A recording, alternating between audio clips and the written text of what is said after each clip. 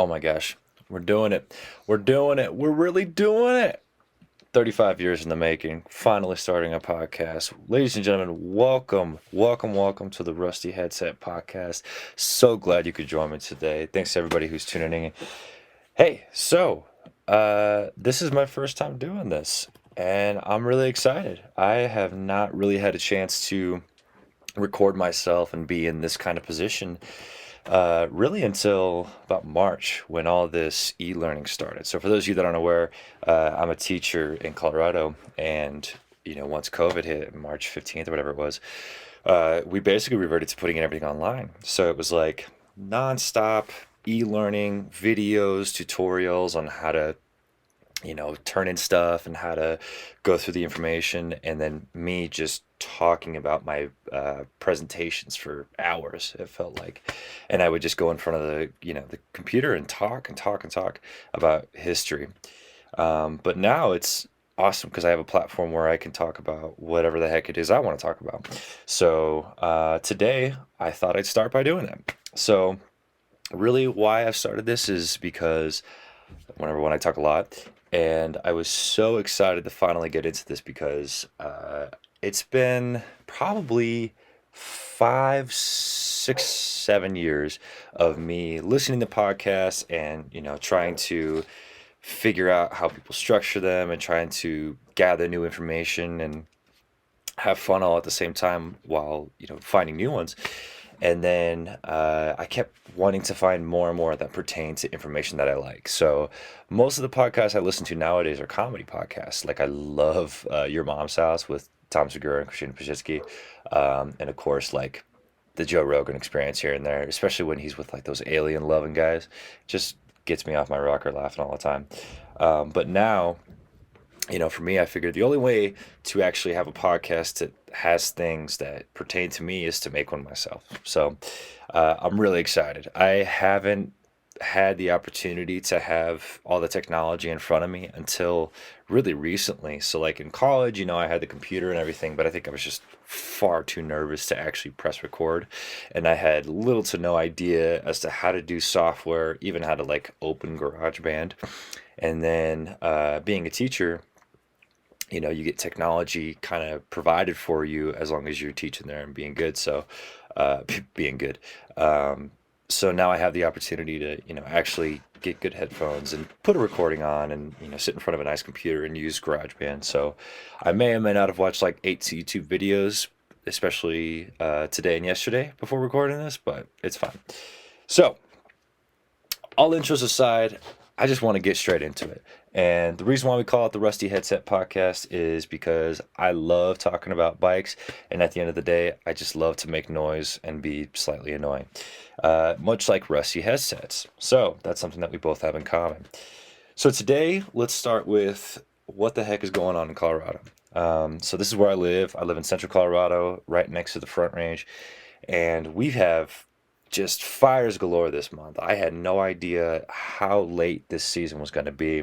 Living in Colorado, you kind of get used to wildfires all over the place, and you get used to people being on deployment. I have probably 10 friends that are wildland firefighters all over the Front Range and the Rocky Mountains. So today, for example, I was going to go on a big ride before doing this, but we've got a 14,000 foot mountain just outside our backyard, and maybe 10, 15 miles away as a crow flies. The haze is so thick that I can't even see the summit, let alone from my house. I couldn't see it from the other side of Colorado Springs as well. So it was crazy, and I just thought, better not go outside, just for obvious reasons. So we came back in after crazy day and was able to kind of get this started. So I'm really excited, as you guys can tell.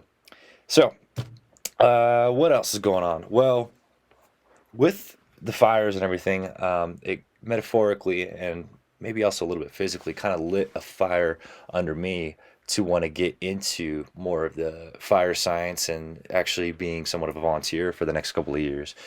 So, a couple of months ago, I was able to sign up for essentially what is called like an adult version of camp, and it's all centered around fires, which is perfect. It's awesome.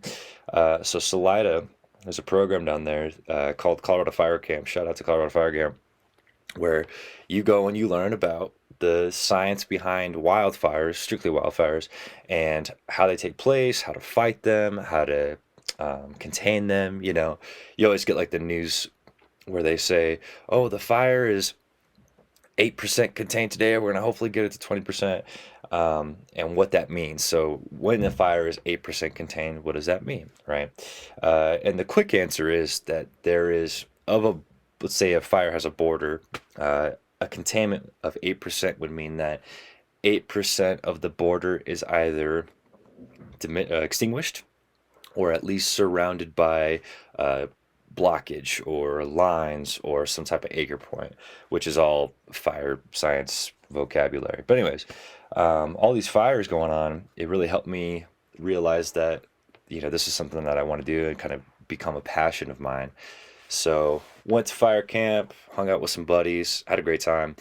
And it's getting to the point now where the next step is obviously to get on a team and learn how to use chainsaws, which could not be more exciting. I think all of us could agree, 99% of us could agree, chainsaws are probably one of the coolest tools that humans have created, because it's literally an engine with a blade on it and you chop stuff down. I mean, just who doesn't want to play with a chainsaw, right? So what's really cool about that is that it's in conjunction with another one of my passions, which, if it hasn't been obvious already, is mountain biking. One of the biggest things about where I live out here in Colorado is the trails don't get anywhere near the amount of love that they deserve, right? So when you look at the trails that we ride constantly nonstop, I mean, if I had to guess, I'd say there's probably 10, 15 trails, which is a lot, in the 10-mile radius that are like on the top 100 trails on Mountain Bike Project, meaning that they bring a lot of traffic, right? And we have some really good trail advocacy groups out here, but I think the problem is they just don't get enough uh, volunteers or leadership or something in order to keep these trails upkept. And that is not a knock towards them. They do a fantastic job in what they do, and they do the best they can. But these trails get ridden just so much, right? They get so much traffic. So you look at, let's say, like the Mecca would be like Whistler or anywhere in British Columbia in Canada, and why those trails would be, quote, significantly better than, say, the trails in our backyard here in Colorado. Most of the time is because either A, the trails are self-sustaining, meaning they don't break down as easily, or B, or both, they get a lot of trail love, right? So a lot of the things that my friends and I do out in Colorado is try to push for that trail advocacy and try to push for people to come out here to help kind of keep those trails upkept. So a couple of days ago, I took my cell phone. I gotta stop and say, like, the amount of technology that is given to us and the capabilities that we have with these things is incredible. I was able to single-handedly with my device go and record a bunch of videos to draft a mock bike race, a mock enduro race, in the backyard, and say, hey, let's start with this trail and then we'll transfer to this area and kind of show around, and this is the ecology that we're dealing with, and maybe we can set up aid stations here and we can drop people off here and start here. And I remember when doing that whole process thinking, this is so incredibly easy. It's just 10, 15 years ago, even before phones had, or phones had cameras. You'd have to draft it out, you'd have to draw it down, you'd have to get a map of the trails, which isn't always the easiest thing to do, especially when you look at the trails that we have out here. A lot of them are only mapped because somebody hit record on, let's say, an app like Trailforks, shout out to Trailforks, and said, okay, this is where the trail is, and I consider this a black trail. And because it's on that platform and you can see it immediately, it brings traffic to that trail, right? So all this travel, all this trail usage has to, be kind of equaled, if you will, with keeping those trails up kept. And there's one trail that comes to mind, and I won't say it, but it gets so much traffic that within the first 3 months of it being built or refreshed, whatever it was, it got completely blown out. And I know that the trail group is there a lot trying to keep that area upkept, but because of the sheer amount of people that go on it, it just keeps getting destroyed. So we go out there and I'm recording and trying to show all these potential lines for an enduro race, and I get to the bottom and I got the Instagram app, and the easiest thing to do, you just put, at City of Colorado Springs, at this trail advocacy, at that trail advocacy, at U.S. Forest Service. And all you have to do is say, hey guys, this is my thought process. This is what I want to happen. If you guys are interested, let me know and we can get something going. And, I still haven't gotten any bites yet. I'm hoping to get with the trail advocacy groups locally soon, but it's just that easy to get the name out there, right? It's just that easy to get the message out there, which I love. I just think that's so great. So, thinking of outdoor recreation and thinking of specifically mountain biking in these big areas where we start to develop more trail systems and more opportunities for people to ride and be more spaced out, we then in turn have to kind of couple that with keeping the trails upkept. So one of the things that I'll push for in this podcast, I think, is trying to keep kind of keep love on the trail, right? If you're going to ride the trail, once in a while, it doesn't have to be every week, doesn't even have to be every month, but once in a while, you know, go with your trail advocacy groups and try to help with the, help with the building of it, help with the upkeep. Go out there, move a shovel once or twice, and I think that's even just that. If every rider were to do that once every few months, I think that would be enough, right? Even if 1 in 10 riders did that, where we live, I mean, the population is so high, it would be enough, I think. Anyways, and I could be wrong, but that's my little PSA for today. So, with that being said, let's just talk about bikes forever because I love the science behind them, the engineering, and just the simple love for riding bikes. So, excuse me, un momento while I take a sip of coffee. So, what's going on in the bike world? Obviously, everything's at a practically standstill with our current situation. But the nice thing is, the engineers haven't stopped working. The companies haven't stopped trying to find the next generation of geometry and trying to find the next generation of suspension types and models and, fits for people. And I just love that. We've got a big industry out here nearby, and they're always testing new products, testing new lines, testing new bikes that can be, beneficial for racers who want to shave off those couple of extra seconds, or people who just want to go bananas and jump off a cliff and try to land it, like those Red Bull Rampage guys, right?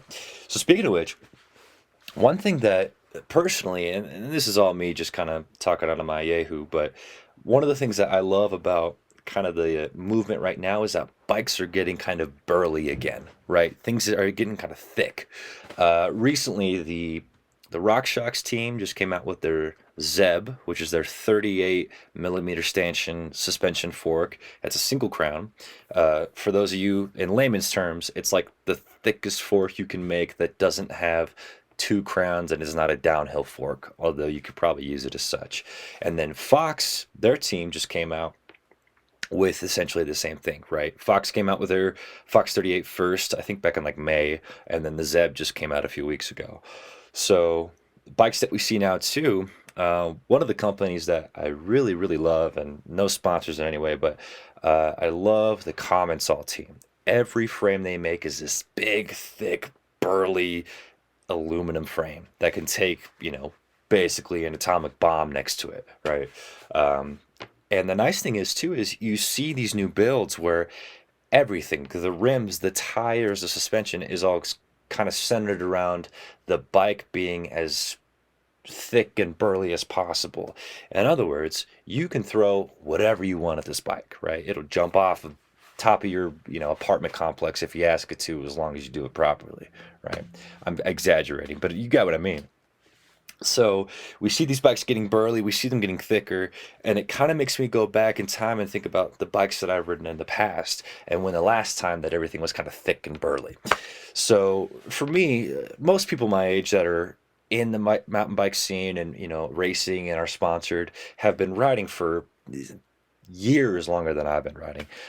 My first bike that I actually got that was geared towards mountain biking was, I think, in 2015 or 2016, right? Got like some GT hardtail, and I loved it. It was a great bike to start with. And the thing that I admired about it is that it was light. So when you're first starting in mountain biking or starting in any activity, your lungs and your muscles and whatever cardio that you have is not anywhere near what the pros have, unless you've been doing something else like running or, I don't know, kayaking or something. So I grabbed this bike and I start riding for the first time. I'm up in North Colorado and southern Wyoming and exploring these trails. And the nice thing is, okay, I can pedal up this hill, I can go down, woo, woo, but I'm not crushing PRs, I'm not getting KOMs on Strava. And I think a lot of the reason for that was A, my physique, and B, just not having the cojones, or the guts, if you will, to go down these trails as fast as possible and take lines that I wouldn't otherwise take. And this feeling kind of kept going all the way up until about 3 or 4 months ago. So after the GT, I inherited a full suspension bike. It was a cross country minded Gary Fisher. Had the 29 wheels, had the full suspension, and I love that bike too. But again, it was light, so I could get myself up the hill, and going down, I could still feel the bike below me, but it was very nimble. It was very loose in the corners, and the bike wasn't really planted to the ground as much as I didn't know at the time, but wanted it to feel. And then after that, kind of pulled the trigger on something completely different and was able to get Rocky Mountain Slayer. That was a carbon version. And I'm not much of a weight weenie, but the carbon kind of, you guys know as mountain bikers, you kind of like the carbon movement is like this, almost like a diamond in the rough. You see a carbon bike and you think, ooh, pretty. I want to try it. I want to see it. And the lines are smoother and there's no welding lines, right? Which personally I find beautiful on bicycles, but some people just don't like that. And that's totally fine. But when I rode that bike, it was free ride minded, meaning this thing wanted to be thrown off of jumps and go crazy fast down the hills and hit all the rock sections. But it still felt like it just quite wasn't there. And I think a lot of it had to do with my own personal riding and where I had been riding, but also the capabilities of the bicycle, right? Every year, those of you that follow the bike industry know that every year it gets more and more progressive. Like a year in the mountain biking world nowadays feels like 3 years in the cell phone world. And what I mean by that is like you could have a bike from 2018, let's say, and somehow, some way, some aspects of that bike is already going to be out of date. Whether it's the boost versus non-boost axles, or the internal diameter of your, or internal width of your rims, or your head tube angle, a number of things, right? This is all engineering talk and certain numbers that the bike makes in a geometry setting.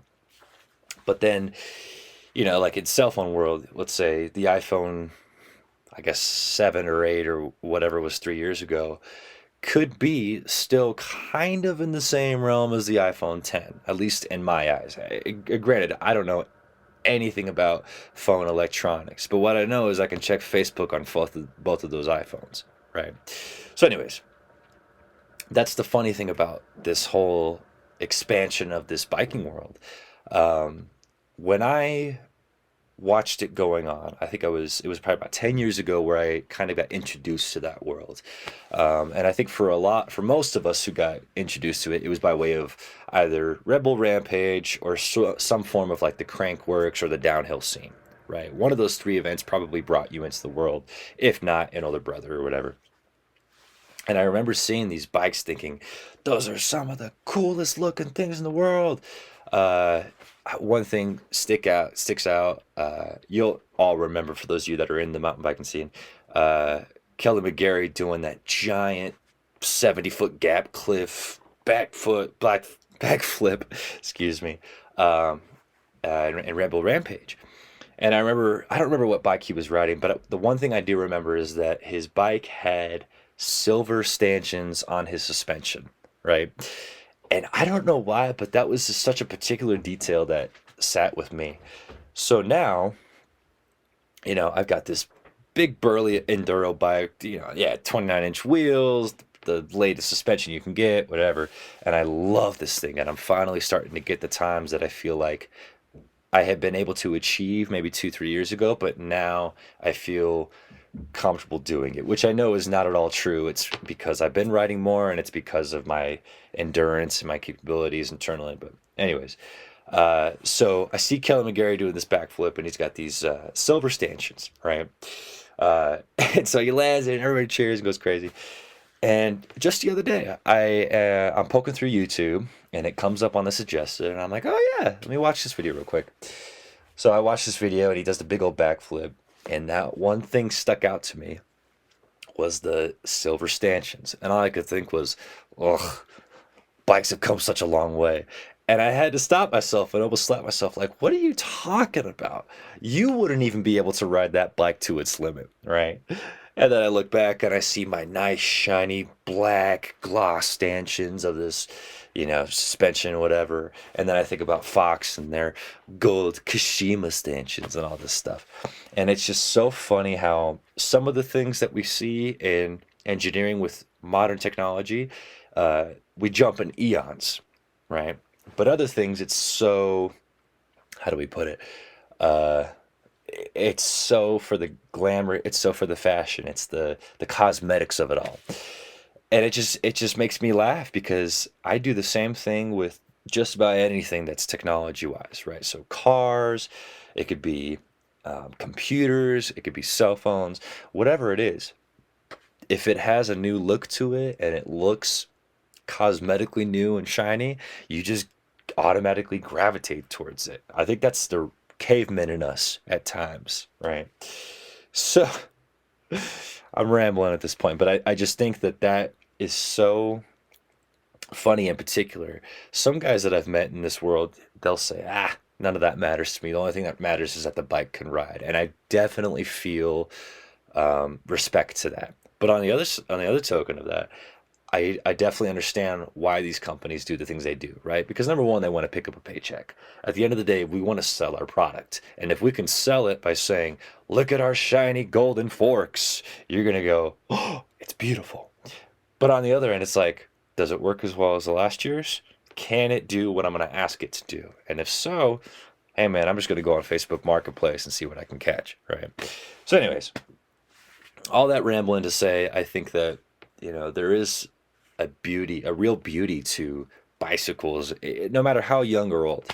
And, if you can find somebody that can appreciate the latest and greatest enduro carbon bike that costs $12,000, if that same guy can love a Kona uh, downhill from like 2004, or can love the clunkers from the 1980s race where, the founding fathers of mountain biking went from Aspen and Crested Butte. Those are the people that I think are so important to gravitate towards. So I'm going to take a little left turn here and kind of tell you guys one of the main things I want to discuss with this podcast is to look at how the philosophy of something like that, somebody loving, the new and the old and respecting and appreciating everything, is so important for that day-to-day life, right? No matter how blown out a trail is or how brand new and beautiful a trail is, the fact that you can even ride a trail and be outside and enjoy nature is so important and imperative to our sanity. So I have this idea that with time and with appreciation and with maturity, if you can learn to appreciate, the beauty and the kind of lack thereof in everything, not just technology, not just trails, not just riding, but everything, you'll kind of learn to find this ebb and flow of life. So the reason why I call this the Red Sea headset is because it's so important to keep, in a metaphorical and physical sense, to keep your bearings greased, to keep everything nice and smooth, right? You want everything to, here comes the catchphrase, you want everything to float freely. I even messed it up. So, uh, I think I'm going to stop the first one here. If you guys did get this far, I appreciate you taking the time out of your day to listen. My hope is that we can have this at least once a week, maybe twice a week if there's time, and discuss more in-depth things, and not just talk about bicycles, but talk about philosophy and talk about kind of that ebb and flow and how we find that ebb and flow, and how a very young and naive and immature person like myself can, even in the world like today, find that ebb and flow and find that love and beauty in everything that is young and old and pretty and, at times disgusting.